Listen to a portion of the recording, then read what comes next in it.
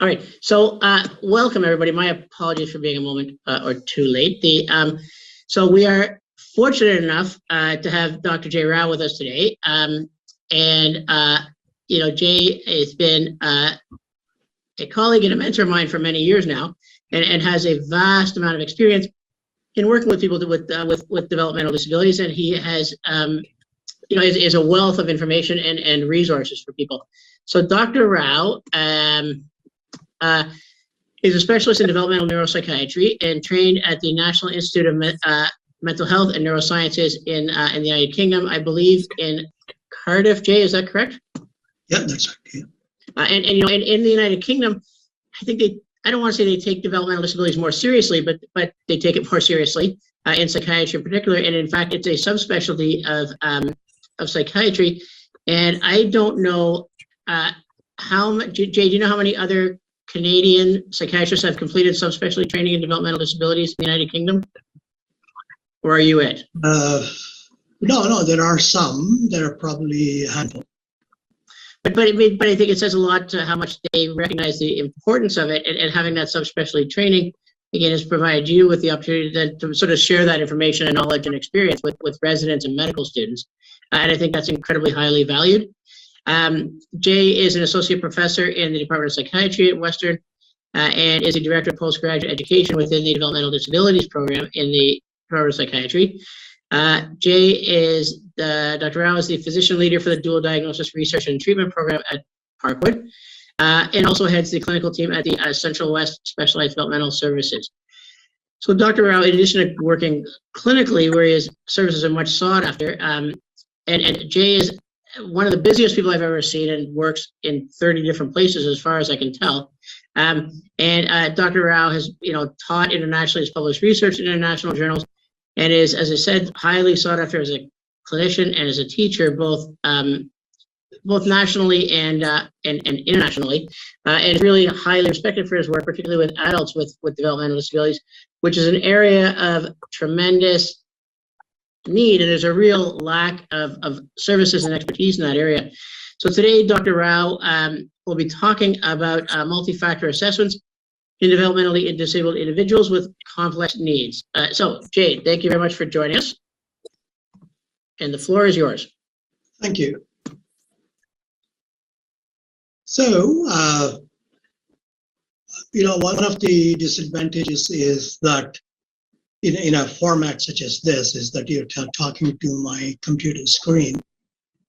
And I'm very familiar with my computer screen. It's been with me for quite a few years, So I see some names, and I hope I have no idea what your experience is in relation to developmental disabilities, but I assume that you're all in some way connected with developmental disabilities, especially patients with developmental disabilities, or you have some research interest. So I assume that that's the case. So forgive me if I sound very condescending. I mean, I'm not really going to be condescending, but if you're an expert in the field and I'm talking to you about basic things, sometimes one may find that that's not desirable. But let me start off, with a sort of brief, introduction. Which is basically, when we plan individualized interventions, the first step often is you have to define the problem clearly. So, for instance, when we define dual diagnosis, we have to define it very clearly, and therein lies the problem. Because there is no standard definition for it, and such definition there is very variable, in terms of how people understand it. So there are lots of issues, and there are problems with really applying established diagnostic systems in this population as well. So establishing validity, in an area such as behavioral or psychiatric diagnosis in intellectual disabilities, is difficult because there is no gold standard, already existing in this. So it becomes very difficult for service providers to apply evidence-based interventions. Now, the question then is, what is evidence? Where is the evidence? How was the evidence that we derived? What population was it applied to, and so on. So there are lots of issues, with that. So I won't go into the details with regard to the various controversies, in relation to dual diagnosis. So let's just sort of focus on some practical things. So one of the questions that I get asked by residents, by students, by other physicians who refer these individuals to me is, what's going on with this patient and how do we deal with it? So they're not interested in all the controversies and problems with definition and so on. So I'm going to focus just on that, today. And so we've had a long history. I've worked in this subspecialty for 40 years. And, one of the, and throughout that process, I've realized that we don't know much about this, okay? So even today, the outcomes for this population is the same as the outcomes that we had 40 years ago. So therefore, it isn't as though over the last 30 or 40 years, we have traveled a great distance in understanding how to treat these individuals. Okay, we have used different medications, okay, but ultimately, our really, interventional method is pretty much the same. And quite often it's haphazard. So how do you bring order to this? That's been my quest for a long time. And after really sort of considerable experience and working with my colleagues, from speech and language and occupational therapy and behavioral therapists, behavioral analysts, and parents, and gradually over time, we have crystallized an approach. And I'm going to talk to you about that, essentially.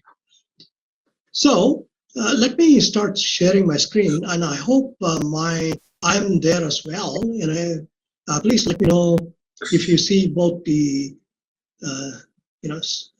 shared screen and myself. Do you see me as well? Yep, looks fine, Jay. Okay, all right. So, and I need to be certain that I'm talking as well, because I have to look at myself and say, yeah, it is me talking.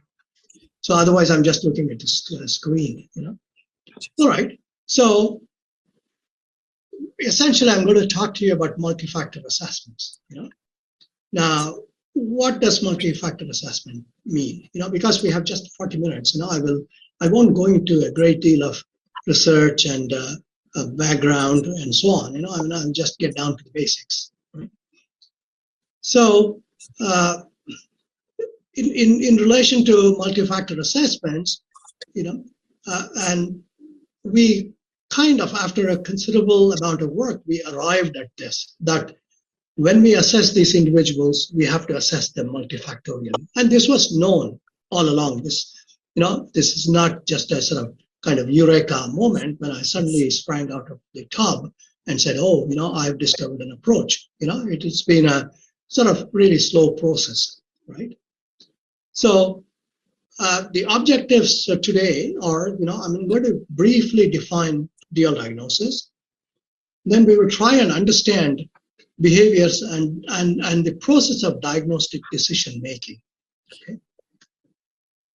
Then we'll try and conceptualize behavioral problems from a multi-factor perspective. And I'm going to explain what that multi-factor perspective is. And then we'll learn a little bit about multi-factor assessments. And then I'll have some case examples. Jay, if I could just interrupt, there was a question in the Q&A. If you can just hit the enlarge part of the slides, because otherwise they're a bit small, in the top right corner. Okay, all right. I can do that. Yeah. Yeah, and we can still see you. Yep, we can still see you. Okay. So is this okay on the screen? I think so, yep. Okay. So, and then, I will briefly introduce you to multi-factor assessment tool. It is a tool that I've developed and that we have tried over a number of years, and we found it extremely useful. Okay? And it's due for publication very soon. And so it's going to be copyrighted, but obviously, it will be available free of cost to anybody. So this is basically a tool that, I will talk to you briefly about. Okay. So in terms of diagnosis, what are we talking about when we talk about dual diagnosis, behavioral problems in the developmentally disabled, and so on? So we are essentially talking about developmental disability, combined with, say, behavioral problems, and it says and/or psychiatric disorders. But the problem with this is that it doesn't give us a comprehensive picture. It tells us that there is a behavioral problem and there is a psychiatric disorder and/or. And one of the assumptions that people come to is that it's integrally associated with psychiatric disorder. Any behavioral problem has an underlying psychiatric illness, underpinning it. So that's not always the case. In fact, only 30% of individuals that we see, especially in our clinics, have a psychiatric diagnosis. The remaining 70% have significant neurobehavioral problems, but they do not have a psychiatric diagnosis. They have other factors that leads to behavioral problems. Okay, so therefore, this kind of definition does not really emphasize the multifactorial causation. It kind of limits our vision and understanding. We either think of it as behavioral or it's a pharmacological intervention, right? So we ignore the neuromodulatory and neurodevelopmental vulnerabilities on behavior. So let's talk about the vulnerabilities of the dual diagnosis. Who are we looking at with this problem? Okay, first of all, we have to define the person, right? So the people that we usually deal with have certain characteristics, and most are unable to communicate verbally in a clear and understandable way, and they may have difficulty in understanding others. Most are unable to find expression to their inner experiences. Most have difficulty with abstract thinking. They may not be able to problem solve. They may expect others to understand their difficulties and resolve the issues for them because they have no problem solving skills or, poor problem solving skills. And these are things that you all know. And so they have significant cognitive impairment, and it doesn't have to be just intellectual disability. They have other cognitive impairments as well. And they may have multiple physical malformations as well. So, and on top of it, they may have a kind of disorganized wiring, in the developmental brain, resulting in dysregulation of several systems. And, these are all concerned with modulation of brain functions, like the sensory system, the executive brain function, the attentional system, and so on. Okay. So, in other words, we are really dealing with persons who have a constellation of problems that are fairly significant, from a physical perspective, neurological perspective, and behavioral perspective. Okay. They also have higher incidence of many psychiatric illnesses, and I won't go into all the statistical details about that. They have higher incidence of neurological problems such as epilepsy. In fact, amongst our population here in this clinic, which is obviously a specialized clinic, about 70% of individuals that we see have a neurological problem of some sort, and about 55% have epilepsy. Okay? So it's fairly significant. And they have higher incidence of cardiac gastrointestinal malformations, and then underlying that, there's communication and sensory disorders as well. So these are individuals with multiple problems. Okay? Now, on top of all of this is overlaid behavioral problems like aggression, self-injury. So we then have to kind of understand how those problems, aggression, self-injury, fit in this context. Okay, so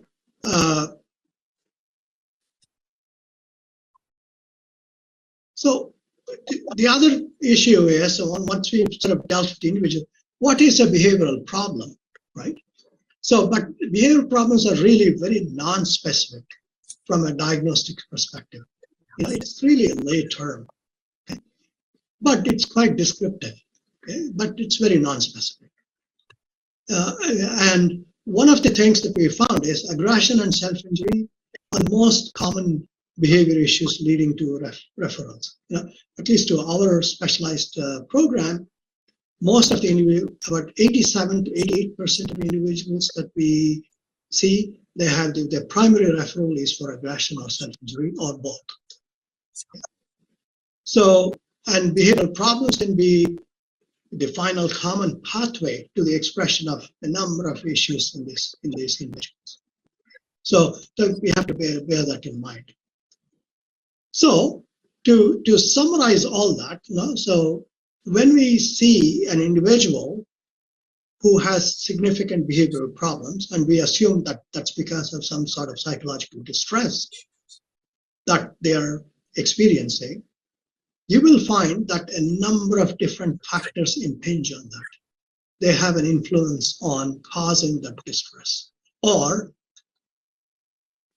making that person vulnerable to developing distress, right? So, for instance, you know, you can look at psychiatric factors, communication factors, emotional factors, environmental factors, medical factors, sensory modulation issues, executive brain deficits, and developmental factors. So I'll briefly highlight that with the case example afterwards, but you know, just keep this constellation in mind, you know, as we go through. Okay. So if behaviors are driven by such complex underlying factors, the question is, how can they be assessed comprehensively? Okay. Is there a simple way in which we can assess this? Or, you know, even if it's a more complex way, is this a time-efficient way in which we can assess all of these factors and really gain an understanding of what's driving these behaviors? Okay. So that's the challenge, and that's what I meant by, you know, I struggled with finding a way to actually assess these individuals for decades, you know, and came up with various approaches, refined them, discarded them, and looked at other options and so on. Okay. But first thing first, you know, I mean, this is my favorite character. I watch his cartoons regularly every day. So, but before beginning a multifactorial assessment, we have to determine what the behaviors signify. You know, we did say that behaviors are a final common pathway to the expression of a number of different things. But what do they actually signify? When you see somebody with severe self-injury or aggression, you know, what's the significance of it? What do we need to do about it? So, but for that, you know, you have to make some diagnostic decisions, right? So one way of actually making those diagnostic decisions, you know, when we determine what behavior signifies, we're making a diagnostic decision. So when I first encounter a patient and the patient comes with, say, a history of self-injury or aggression, the first question I ask is, you know, what is this behavior telling me? And one way of really understanding that initially is a method developed by Gardner and Sovner some time ago. So, and I find it very useful. The first question I ask is this a first order behavior? Is this a second order behavior? Or is this a third order behavior? Okay. And I'll explain what those things are. So once I've clarified that, I can then start looking at the underlying reasons for all the other factors underlying the behaviors. Okay. The first step, obviously, is what is a first order behavior? Now, first order behaviors, somebody comes to me in emerge with severe self-injury. Okay. So I'm going to ask myself, is this a primary manifestation of the disorder? Does the behavior reflect the illness itself? For instance, in some cases, say for instance, somebody comes to me hearing voices, auditory hallucinations, and especially third person auditory hallucination, commanding hallucinations. Now, that is a symptom of schizophrenia. And schizophrenia cannot be separated from that. The two, of course, the voices are heard in other conditions as well, but it seems to be almost a manifestation of the illness itself. Like myocardial infarction. The infarction is a manifestation of the heart's problem, right? As underlying vascular problem, right? So motor tics are a manifestation of Tourette. There is no Tourette without motor tics.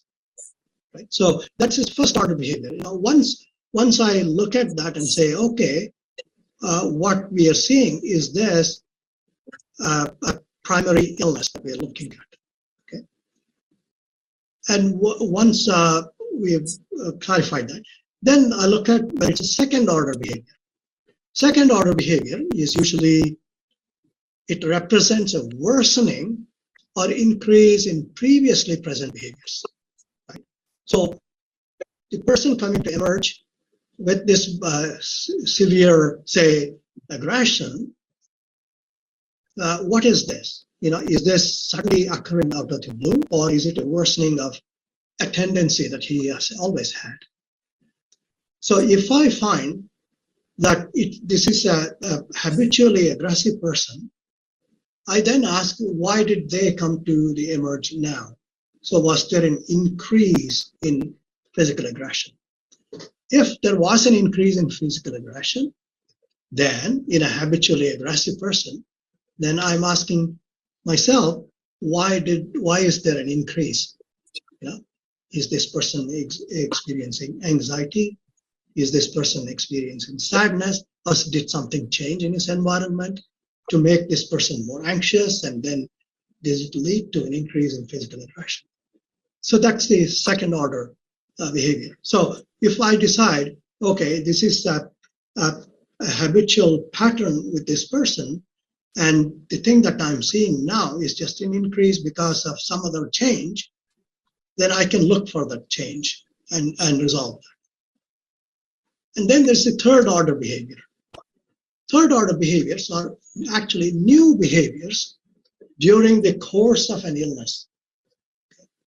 It may be in response to a caregiver's reaction or a family's reaction. And typically, this relates to one of my patients, an individual who has fear of open spaces, was very happy during the pandemic because he didn't have to go anywhere, for 2 years. And then the pandemic ended, the day programs started, and then he was forced to go to a training center. And then he became extremely self-injurious. So when I asked myself, okay, is this a third order behavior? Yeah, it was the case. So this was a new behavior. He had never been self-injurious before.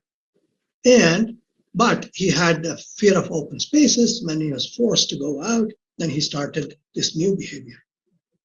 So then, I have an understanding of it. Okay, now maybe we shouldn't actually force him out, but we have to desensitize him and gradually get him out. So, it suddenly sort of clarifies some things for me right at the beginning. So once I have done that, so the next step is to look at, okay, how do we do a multi-factor assessment? Okay, let's look at other causes. What other things are contributing to this? So I'll give you an example of a patient.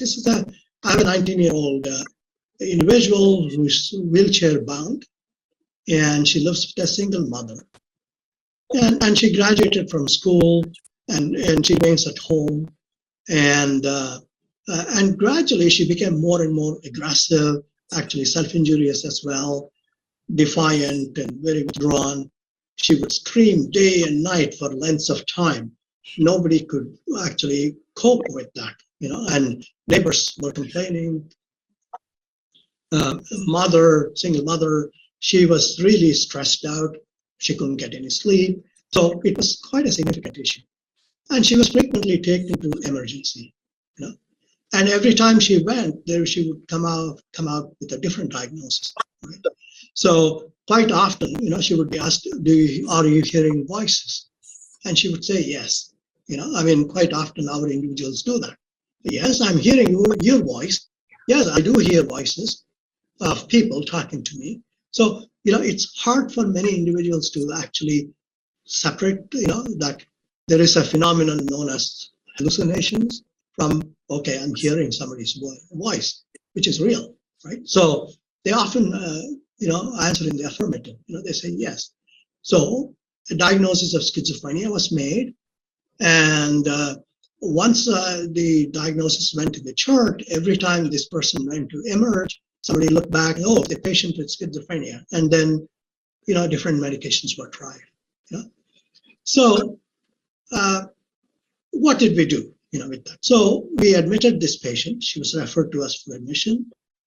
And so we went through our multi-factor assessment. This is basically what we have actually developed, So we feel that there are 9 different factors that we need to consider when we are assessing individuals. Okay? And I will go through them systematically. So basically, biomedical factors, psychiatric factors, developmental factors, environmental factors, sensory modulation, communication, emotional factors. That relates to neglect or abuse and things like that. And behavioral factors. These are functional behaviors and executive brain dysfunction. Okay? So we started sort of looking at those 9 different factors in this individual. So what did we find? So factor 1, biomedically, obviously she was in a wheelchair and she had a number of problems, right? So she had epilepsy, had petit mal activity, she had pain, migraine headaches, legs, hips, spastic back, causing pain, and so on. And there she had a whole host of other medical issues as well, from lazy bowel to G-tube for feeding with meds, and history of aspiration pneumonia, dislocated hips, and prolapse, feet deformity. So this poor girl had, everything happening to her. Okay? So, but the question is, okay, she has all of these things. Is this what is contributing to her difficulties? So we have taken this into consideration, and we found a number of factors here. So see, that is the problem with our decision making. Now we can't say, okay, just because she has these things, these are contributing to her behaviors. But this is a factor that's present. Okay? So let's go through all the factors and then decide how we design our intervention. Okay. So the second factor, psychiatric, and we actually carefully assessed her. There was no psychosis. Okay, absolutely none. And she was not depressed, and depression was usually situational. When mom went away and she was alone in the house with her brother, she didn't get along well with her brother, and she would get depressed, or when she didn't have something, she would get depressed briefly, sadness rather than depression. And she had impulse control problems. She had episodes of aggression, physical and verbal, but that's it's not indicative of any psychiatric issue. And she was said to have OCD. That was another diagnosis in her chart, but she was mainly arranging clothes and videos in a certain order. Okay? And that was her main issue, but she had this autistic sense of sameness, and she would order everything in a certain way, but that was not really OCD. And OCD is very specific. So then we went to the third factor. Obviously, she has all of these issues: muscular dystrophy, spastic paralysis, spastic back, and so on. I'm sorry for this term, but this was what was in her charts, right? And she had some good verbal ability, but limited vocabulary, and we will talk about it later on. So essentially, this is her. Okay, with this set of conditions. Now, when we look at the 4 factors, there's no history of trauma, neglect, abuse. Mom was burning out and she was getting tired of providing constant care. But, she was a very good mother. And so 5th factor was environmental, and they lived near a fire station, we found out, okay? So fire trucks were constantly coming and going, and the fire trucks, the sirens would make her anxious. In large crowds, noisy crowds, routines changes, upset her. She had lost an uncle and aunt recently. She lost all her school friends. When she finished school, she had a few friends, but she could no longer connect with those friends. That was a loss. And stress, she had a lot of interpersonal issues at home, because she felt that her mother didn't pay her as much attention anymore. And of course, she didn't recognize that her mother was burning out, And negative experiences, a lot of family dynamics there with brother, mother, lack of reinforcement of good behaviors, and there is no structure, and then a lot of conflictual situation within the family. So there were lots of issues going on in her environment. Okay. So then, we looked at her sensory vulnerabilities, and she had a number of sensory vulnerabilities as well. Low threshold for touch, high pain threshold, intolerance to noise, low auditory visual registration, proprioceptive modulation difficulties. And that's basically, she did not feel her body in space. So it's like going to sleep when you've been sitting down for a long time. You don't feel it in space. So the body went numb. So the only way she could activate her receptors and make her body come alive was to constantly move, fidget and rock and bang and so on. The more, she engaged her muscles and joints, and, the more the proprioceptive receptors started firing impulses, and the brain suddenly became aware of the body. And so therefore, much of her excessive activity was due to that. So then communication deficit. She had lots of communication problems. She had articulatory problems. She was better at receptive language, but she was very concrete. She had auditory processing difficulties. And typically, when I talked to her and asked her to repeat back what I said, quite often, she would say something else. Right? That's typical of auditory processing difficulty. So, in other words, she had lots of problems. When we analyzed her communication in more detail, we found all of this, and I won't go into all of the details here. Okay. So she only attended to fragments of what you were saying, then she filled in the blanks and came to different conclusions from what you were trying to say. Okay. So the 8th was functional behaviors. She was aggressive, she was property destruction, self-injuries, impulse control, verbal aggression. This is the this is the topography of her, behaviors. Okay, and we did a detailed functional assessment on that as well. So when we put it all together, so what we found was this graph, right? So factor 1 to factor 9. So the multi-factor assessment looks at how severe each item in each factor is for that person. How severely is it rated? Okay. Now, based on that, you derive a score, and then you do you apply proper weighting corrections, and then you derive a final thing. And then based on that, we find that factor 1, the biomedical factor, came up to here. Psychiatric factor was 0. Then when you looked at factor 3, it's a developmental factor, it was over there, and then factor 4, was really, emotional factor, which was 0 because the neglect, abuse, it was not there. And then when we considered environmental factor, it was high, right? And then similarly, sensory, speech and language, and then functional behaviors and executive functions. These are all out there.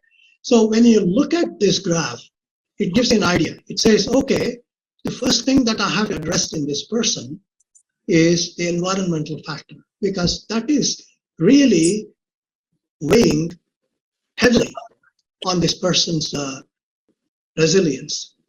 Okay, so this is contributing more to her behaviors than anything else. So, and then I focus all my energy on this, and then we can address some of these. There's a line here; they're all of equal importance. This is so we can address those things later on. But the most important thing is this. Okay, this environmental deficits or environmental triggers. Okay, so what we actually did was, we did a lot of work. Our social worker went to their home, found that it was not wheelchair friendly. So she was used to be wheeled into the wheel, used to be tilted, and they would put the wheelchair in there, and then she would be sitting there, and she wouldn't get out of the room. She couldn't be easily taken out of the room. She was stuck in there.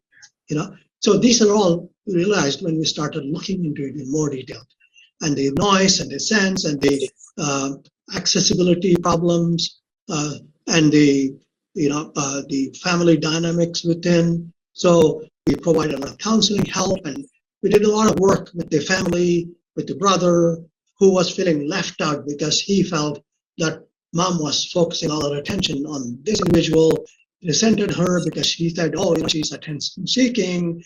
And so, when we resolved all of those issues, it was very helpful. So this is how we actually developed our conceptualization of this person's problems, and then we developed an intervention strategy. Okay? In other words, so when we looked at it, we realized, these were all the various things. There are a few community-based options, house not wheelchair friendly, totally dependent on others for personal care. Forget the him there, because I wanted to really, I didn't want to identify this person as a female, but but then it ended up. So numerous biomedical conditions, sensory modulation difficulties. So these were all addressed as well. We suggested a lot of sensory approaches. We provided iPad with the Proloquo, to go, and then with lots of communication interventions as well, and then lots of support for her. And then we developed some community-based option for her to go out and get more passport funding and people taking it out. So all of this had a significant impact. And for more than 2 years now, we haven't even had to follow up with her, because we have given them the option of contacting us should it be necessary. They haven't, and from time to time we get the update, saying that she's doing well. So this contrasts with our piecemeal approach. When we come, do you hear voices? Yeah, that's schizophrenia, or it's behavior, it's and so on. So it's therefore important for us to take this comprehensive approach. Now, what I will do is I'll briefly show you the actual instrument. So this is the instrument that we have developed, and so this, say, biomedical conditions. Under that, these are the most common conditions that we see. Epilepsy, medical disorders, and again, we've made a list of all the things that we have encountered. So this is not a figment of anybody's imagination, but these were all things that we have actually encountered in our patients. Right? So neurological problems and vision problems, hearing problems, sleep disorders, medication related. And say, for instance, in medication related, we have various things like akathisia, abnormal involuntary movements, constipation, drooling, dystonia, and so on. Okay? And then psychiatric conditions, the various things that we encountered. And and then we look at developmental disorders, which is the third factor. So various different disorders that may be present, because some of these conditions have a behavioral phenotype. Like for instance, if you take Williams syndrome, Now, Williams syndrome has a behavioral phenotype. They tend to be more articulate, but they are more anxious. They have panic. They're prone to panic and so on. Fragile X. They have a lot of anxiety disorders, agoraphobia, and so on. So, Prader-Willi syndrome, it comes with a definite sort of behavioral phenotype. So it's important to actually define some of that because, say, for instance, with PKU or say fetal alcohol syndrome, there is significant executive function damage. Okay, and so we need to consider that as well. And so perinatal conditions and all of those. So then sensory processing, a whole list of different things that we usually find, from tactile function problems to, really self-regulation difficulties. In fact, we notice this self-regulation difficulties as the most significant, and we are doing some work with our occupational therapists on that. And so environmental factors, change in environment, stressful care provider skill competence deficit, conflictual home environments, legal financial difficulties, and so on. Communicationally, a whole host of things, speech problems and language problems, auditory processing disorders, and then functional behaviors here, and then executive functions. This is my special interest. So we do a formal executive function assessment for all of our individuals, and we see a number of domains of executive deficits, in our population. So it starts from, so these inhibit, shift, emotional control, self-monitor, they are the behavior regulation indices, okay? And they indicate to us how efficiently or inefficiently the person is regulating their behaviors. And the rest of them, the working memory, initiate, plan, organize, they're all metacognitive skills. They tell us how efficiently the person is able to problem solve and so on. So this is very important. And we have found that 86% of the patients that we see have executive deficits. And usually the most significant domain of executive deficit that they have is usually shift. Shift is the ability to shift their mental sets and move flexibly on. And if that is affected, you get stuck. You get in loops. You become perseverative. You repeat the same motor actions or verbal actions over and over and over. So that's typically a problem with shift. And we found that almost 92% of individuals with executive deficits in our population have shift difficulties. Okay?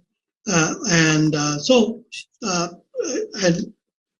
then, obviously, we also use certain instruments, and we look at various disorders as well. And this kind of completes the multi-factor assessment. What we have done is we have then taken this and put it into a multi-factor care plan as well. So that brings all the disciplines together. So when we look at it systematically in this fashion, now we say, okay, biomedical condition, our physician on the unit has to present to us what the biomedical conditions are, the progress or the regression with that, and the speech and language pathologist is over there, and she provides her assessment reports, and she'll specify what needs to be done and what the progress is. The same with our occupational therapist with sensory issues and so on. So, when we actually discuss patient's progress, we have this systematic way of actually bringing all of them together, contributing to a single document, and really working towards enhancing the patient's progress. So it's very useful that way. So in relation to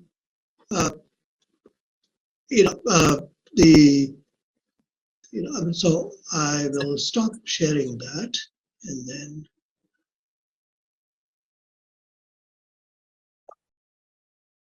okay. So in summary, I think we have to sort of keep in mind, it's very important that we take a multifactorial approach, multi-pronged approach, really.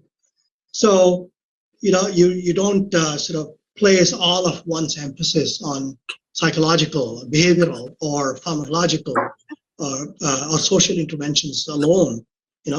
A systematic multi-factor approach with careful assessment of neurodevelopmental, psychiatric, environmental, and other vulnerabilities helps us develop a more rational, thoughtful, and scientific clinical approach.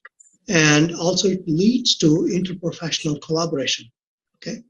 And such as state-of-the-art assessment and collaborative treatment strategy would eventually replace the speculative, fragmented approach that has unfortunately dominated our conceptualization and management of dysfunction in this population. So, so I will now get off my soapbox. Thank you. Any comments, any questions? Jade, thank you. That was a fantastic sort of description of the approach taken. It is wonderful in its straightforwardness, but also covering everything. And I think, the DSM system, now they've decided to get rid of the multi-axial system, I think potentially misses a lot of the things that you've described here that we need to consider with any patient, frankly, but perhaps more so in the developmental population. And obviously, with all your experience, I mean, it's been a fantastic system you've developed. So we have a fair amount of time for questions or comments. So if people want to ask questions aloud, which I think allows for more discussion, as I've said in the past, please use the raise your hand function. If anybody is shy or doesn't want to speak or whatever, please use the Q&A function, but not the chat function, because otherwise it's difficult to keep track of everything. And Dr. Goldberg and others have raised their hands. So Dr. Goldberg, I will, well, it says I'm allowing you to talk, which makes me a bit silly, but yeah, go ahead, Ben. Okay, can you hear me okay? Yep. Very good. First of all, I'd like to congratulate Dr. Rao, and I'd like to take some credit for Dr. Rao coming to London. He mentioned the Cardiff, being educated at Cardiff, and that was under the great Dr. Fraser. And Dr. Fraser, of course, was one of the leaders in dual diagnosis and founded a journal. And when I found that Dr. Rao had studied in Cardiff, I said, you've got to leave Woodstock and come to London and join the university department. So I think that that's one of the last accomplishments. The other thing that Dr. Rao has introduced is the concept of looking at executive functions, which was brand new to me. But the complexity of dual diagnosis may sound frightening to a first-year resident psychiatry, but one has to recognize that in the field of dual diagnosis, one really requires a team, and that all of these factors really are put together, perhaps by the supervising psychiatrist. So not to be frightened, but to dive in and follow the directions and leads that Dr. Rao has mentioned. That's it. Thank you, Ben, and kudos for you to you for the foresight to ask Jade to move to London. So that's a fantastic Eric.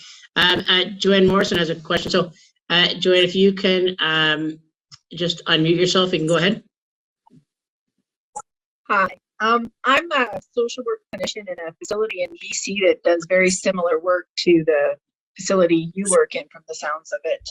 I have a couple of questions. So the tool that you put forward, it sounds like that you use that tool, your team uses that tool to summarize findings after you've done some assessment. Is that correct? Yeah, that's correct. I mean, initially, we used it before the, person, well, as soon as we encountered the patient, and we would but then we realized that, there were lots of gaps. So we usually give it, a couple of weeks for everybody to complete their assessments. And then, we developed this in collaboration with the care providers, and so, yeah.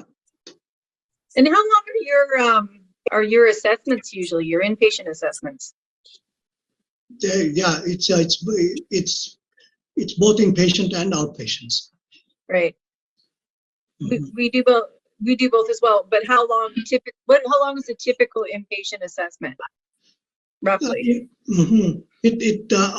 Obviously, it depends on when our team can complete the assessments. Right? So what we do is we do preliminary assessments. We have a care plan meeting within 2 weeks of encountering the patient or the patient getting admitted. So at that time, we actually, our team participates, and I do the interview. I take the lead, and our team observes. Okay, and I do go through a full checklist, of communication deficits and sensory deficits. It's part of my psychiatric assessment. So from that, they may ask additional questions, but we already have a preliminary idea of what these person's vulnerabilities are. Like, for instance, we may decide, okay, this person has proprioceptive modulation difficulties, has communication deficits of this type.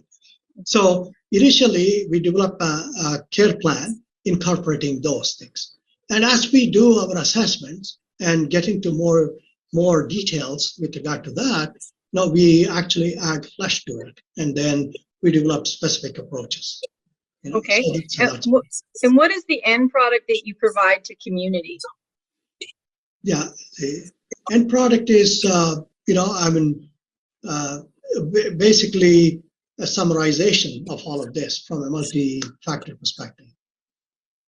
So you provide a summary of what's in that tool and So talk about the strategies that you've tried? Is that?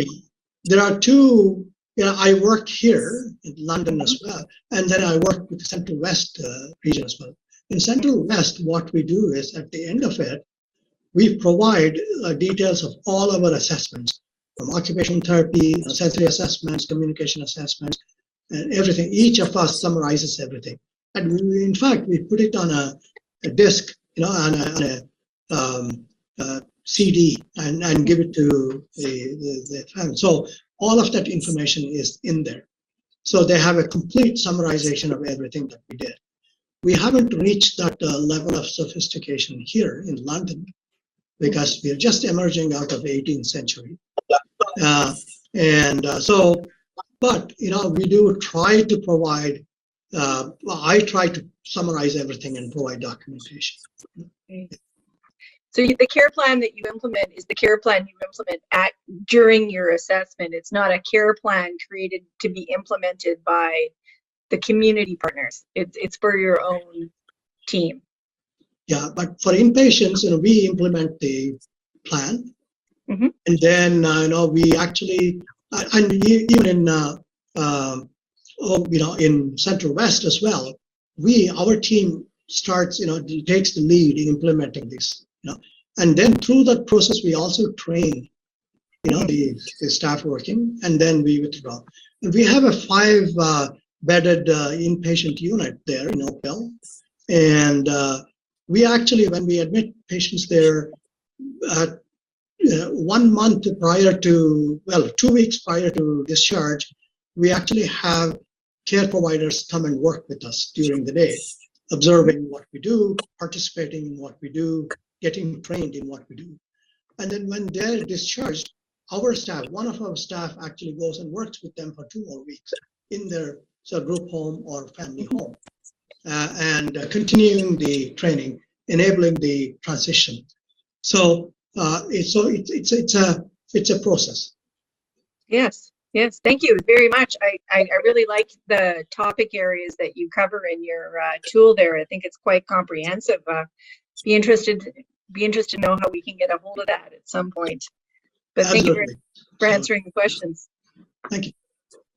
So Jay, Dr. Jacqueline Ogilvie, who is a developmental pediatrician at Children's Hospital at London Health Science Center, had a question similar to Joanne's, but different. But so the question is, are you gathering data on the outcomes and satisfaction of people who have been cared for using this approach and sort of with a diagnostic approach and results, as opposed to those without? And I think Jackie's question really relates to, how do we translate this and use knowledge translation to convince people in management and other places that, this really provides the optimal care for people and provides far better, presumably satisfaction, but also outcomes.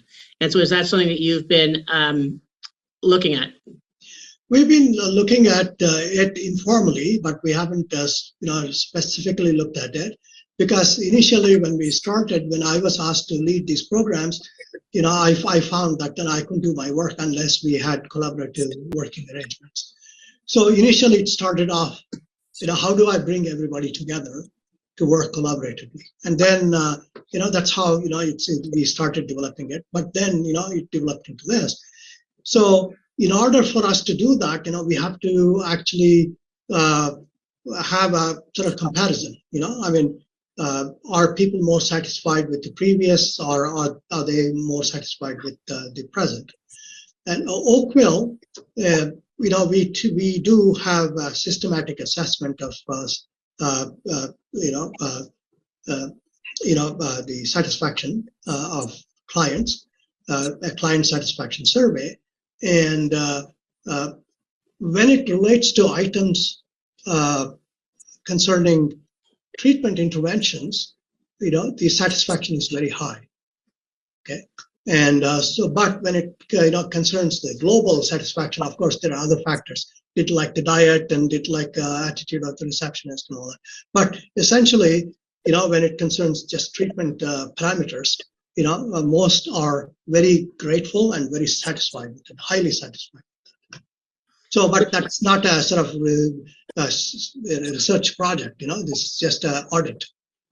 But it's still information, right? And I think that it's hopefully can be used to present to people that, yes, it may seem a bit more labor intensive, but in the long run, it actually probably saves work down the road. I mean, have you? Intuitively, it's also going to hopefully provide better outcomes. Although maybe that's a hard thing, to assess. But is that something you're planning on looking at? Yeah, we do. So, of course, there are a number of possibilities here, right?